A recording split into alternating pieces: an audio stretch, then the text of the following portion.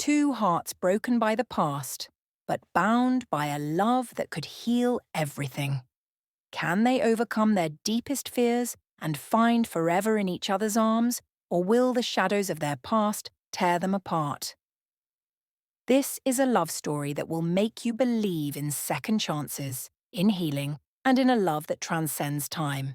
Hey everyone, and welcome to my channel. I'm so excited to have you here.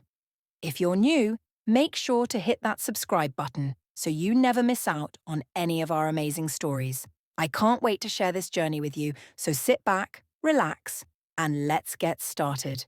It was a rainy evening when I met her, Amelia. The kind of rain that makes the world look softer, like a painting slowly being brushed with gentle strokes.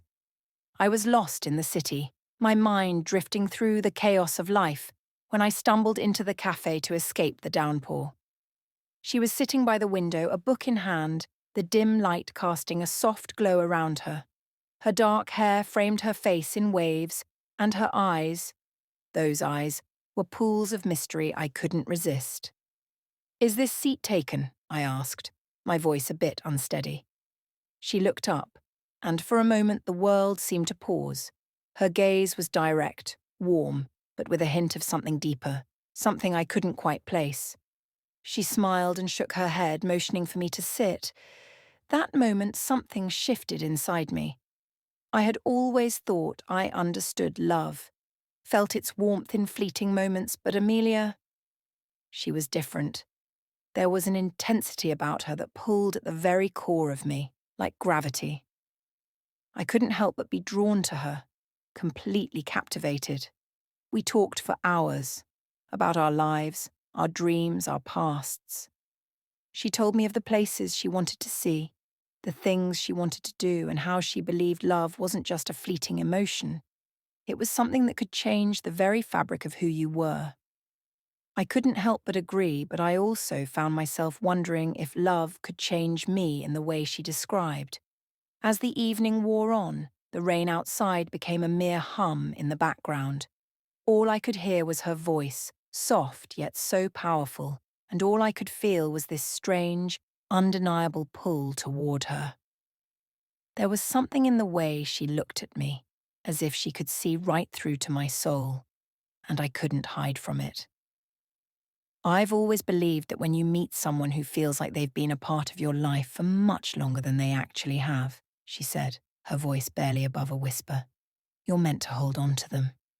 The words hit me like a thunderclap. I knew then, in the deepest part of my heart, that she was right.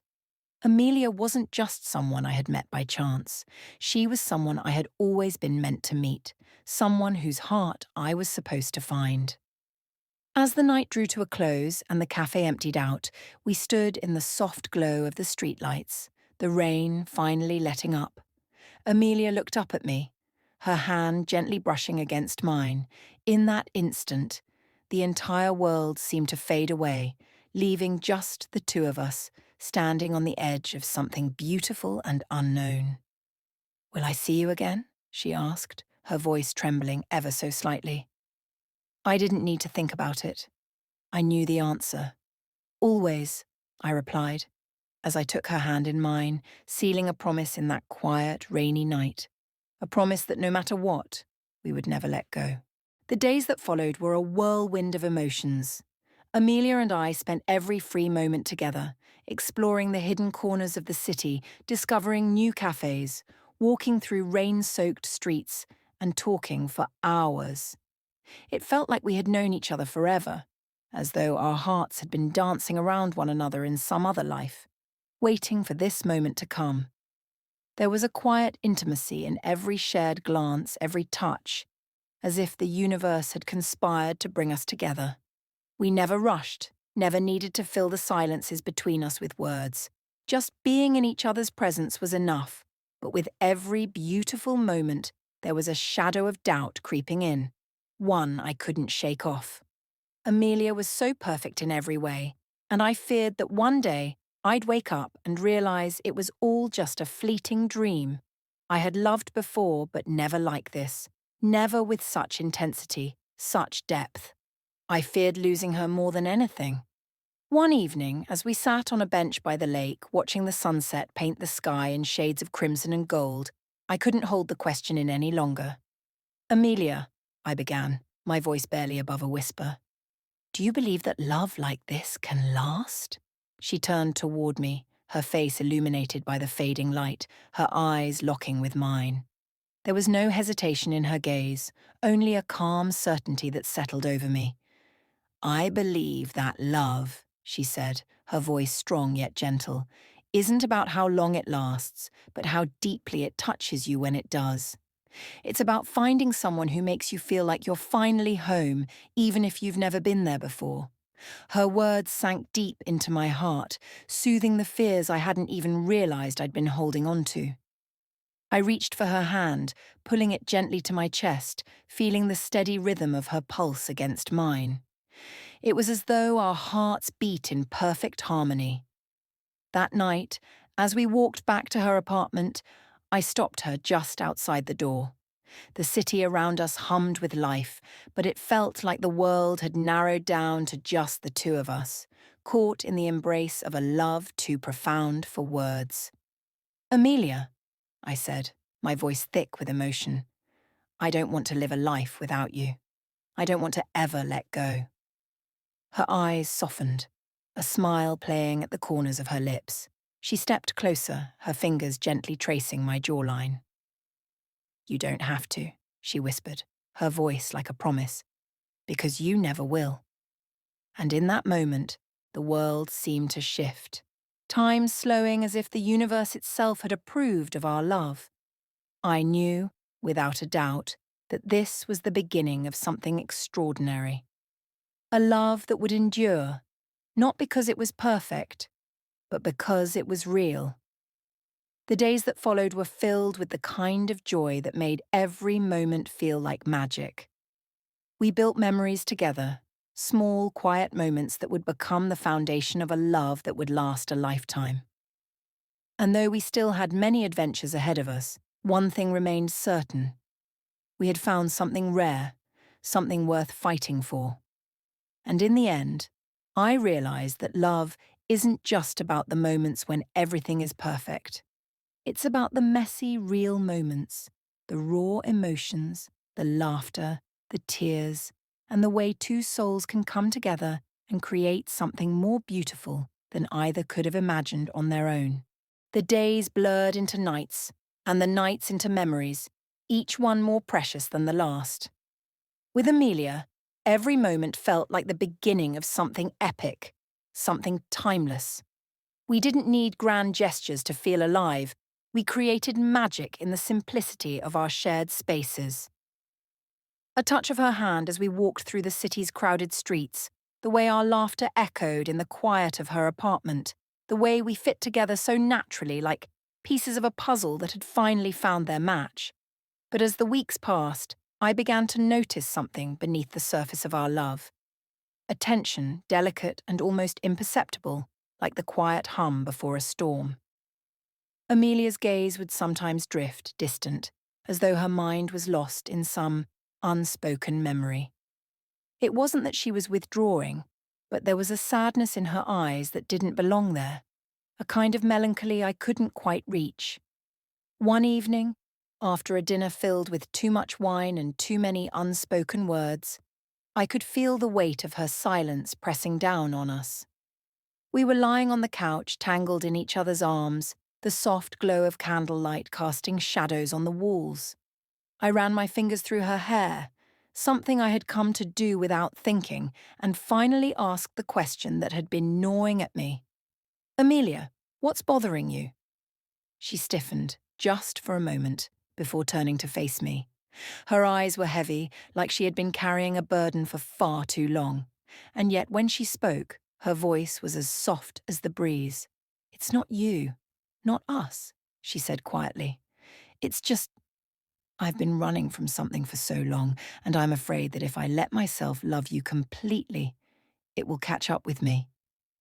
I felt my heart sink, not out of fear or rejection, but out of an overwhelming desire to help her, to take that weight from her shoulders. You don't have to run anymore, I said, my voice thick with emotion. You can let go. Whatever it is, we'll face it together. She looked at me, her eyes searching mine, and I could see the storm brewing within her. The hesitation was there, like a dam waiting to break. She opened her mouth to speak, but the words never came. Instead, she leaned in, her lips brushing mine in a kiss that was both gentle and desperate. It was a kiss full of things unsaid, of love that had yet to be fully claimed. When we pulled apart, her breath was uneven, her chest rising and falling with the intensity of the moment. I took her hand in mine, pressing it against my chest, feeling the steady beat of my heart. "Whatever you're hiding," I whispered, "you don't have to hide it from me." Amelia closed her eyes, tears slipping down her cheeks. "I've loved before," she said, her voice trembling. "I've loved with everything I had, and it wasn't enough. He left me, and it shattered me in a way I didn't think I could come back from." Her words hit me like a shockwave, and I realized then that this wasn't just fear of love. It was a fear of the kind of heartbreak that can rip a person apart. The kind of pain that makes you believe you're incapable of feeling whole again. I cupped her face, lifting her chin so our eyes met. "Amelia," I whispered, my voice full of quiet conviction, "I am not him, and I won't ever be." She looked at me, and for the first time since I met her, I saw a flicker of hope in her eyes, like the smallest spark of light in a room that had been shrouded in darkness. "You promise?" she asked, her voice barely audible. "I promise," I said, the weight of my words grounding me in a truth that felt more real than anything else in the world. In that moment, something changed between us. The wall she had built around her heart, the one she had hidden behind for so long, began to crack. Slowly, and then all at once, it began to crumble, and I could feel the fullness of her love, the depth of her vulnerability washing over me. We didn't need to speak after that. Words seemed unnecessary. Our hearts had already said everything that mattered.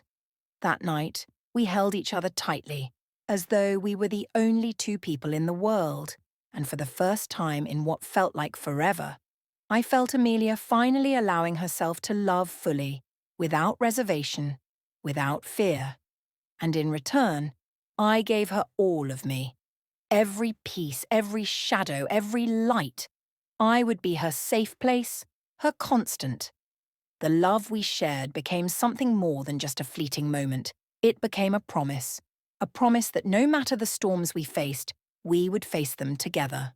Days turned into weeks, and still, the weight of Amelia's past lingered like a shadow. But with each passing day, the space between us grew smaller, the distance between the cracks in her heart slowly mending. We spent mornings wrapped in the warmth of each other's arms, afternoons discovering hidden corners of the city, and nights, those nights, lost in the kind of passion that felt like a promise, as if the universe itself were reminding us that love was worth fighting for. Yet, no matter how close we grew, the shadows of her past would return, especially in the quiet moments. I could see it in the way her eyes would glaze over when something reminded her of him, the man who had once held her heart, only to leave it shattered. I could feel it in the times when she pulled away, her walls rising just a little too high for me to reach. And though I wanted nothing more than to erase the pain she carried, I knew I couldn't rush it. Love, I learned, wasn't about fixing someone. It was about standing by their side as they healed, as they learned to trust again. It was one late evening when it all came to a head. We had been walking home from a small art gallery we'd stumbled upon,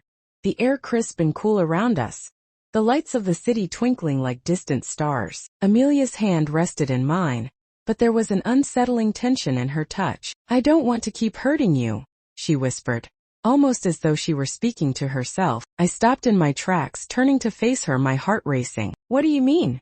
She drew a deep breath, her eyes cast downward. "I love you with everything I have, but I'm scared. I'm scared that one day I'll wake up and realize I'm still not enough, that I'll lose you the way I lost him." Her words hit me like a tidal wave, knocking the breath out of me. I reached for her, my fingers trembling as I cupped her face, lifting it so that our gazes met. "Amelia, listen to me. You are enough. More than enough. You've always been enough, and I'm not going anywhere. I promise you I'll never leave." Tears welled up in her eyes, and for a long moment we stood there, the world around us fading into the background, leaving only the two of us. Her hand found its way to my chest, resting over my heart, where she could feel the steady beat that had only ever belonged to her. "I don't know if I can love without fear," she confessed, her voice trembling. "Then we'll learn together," I said softly, pulling her into my arms, holding her close as though I could shield her from all the pain she had ever known. "We'll take it one step at a time, and when you're ready, I'll be here waiting, not because I have to, but because I want to." In that moment, something inside of her seemed to break free, something fragile and beautiful. She buried her face in my chest, letting out a long shaky breath as the tears finally came. I held her tighter, feeling the weight of everything she had carried alone, the love she had been too afraid to give. We stood there for what felt like an eternity, the city bustling around us, but all I could hear was the rhythm of our hearts, beating in sync. It was as though the world had paused, allowing us to breathe, to heal, to find our way back to each other. The next few weeks were different. There was no magical moment where everything suddenly made sense. Instead, it was a gradual unfolding, a slow, steady unraveling of the past, piece by piece. And with each moment, Amelia let go of her fears, her doubts, little by little. She began to trust me, to trust us, in a way that was more profound than I could have imagined. We talked about everything, the good and the bad, the moments that shaped us and the ones we still feared. And with each conversation we grew stronger, more united, until the past no longer held us captive. The scars we carried were not signs of weakness but of strength, of resilience, and of a love that had survived even the darkest of storms. One evening, as we sat on the rooftop of her apartment, watching the city lights flicker below us, Amelia turned to me, a softness in her eyes I had never seen before. "You've taught me something," she said, her voice quiet but certain. "You've taught me that love isn't something to fear. It's something to embrace." I smiled, brushing a strand of hair from her face. "And you've taught me that love is more than just a feeling. It's a choice. Every single day." She leaned in, pressing her lips to mine in a kiss that was full of everything we had shared. The pain, the healing, the passion, the quiet moments, the promises. It was a kiss that wasn't just about desire, but about trust, about the future we were building together. And in that kiss I knew one thing for sure. Love, in all its raw and beautiful forms, would always find a way to flourish between us, no matter the obstacles we faced. Weeks turned into months, and with each passing day, Amelia and I found ourselves becoming more intertwined in ways that felt both inevitable and extraordinary. We had started something together, something that went beyond just the passionate moments we shared. It was a quiet knowing, a deep-rooted connection that tethered us to each other no matter the storm we might face. But even with all the love we had cultivated, I could sense the moment of truth was drawing near, the moment where we would have to confront the future. We couldn't stay suspended in this bubble forever. Eventually, the real world would beckon us, with its responsibilities, its inevitable changes, and the questions we had to answer together. It was one late evening when the conversation surfaced. We had just returned from a weekend getaway to the coast, where we had walked hand in hand along the sandy shores, our laughter echoing over the roar of the ocean. The memories from that trip were beautiful, filled with light, and yet, as we sat in the quiet of her apartment, a heaviness lingered between us. Amelia sat on the couch, her feet tucked underneath her, eyes distant, and I could feel the subtle shift in her energy. Something was on her mind, something important. I sat next to her, gently taking her hand in mine. She didn't pull away, but I could tell she was hesitating, choosing her words carefully. "Talk to me," I whispered, brushing my thumb over her knuckles. "You know you can tell me anything." She met my eyes, a flicker of uncertainty passing through her gaze before she let out a deep sigh. "I've been thinking about the future," she began, her voice trembling slightly. "About us, about whether we can really have it all." The weight of her words settled between us. My heart beat faster, wondering where this conversation would take us. I wasn't afraid.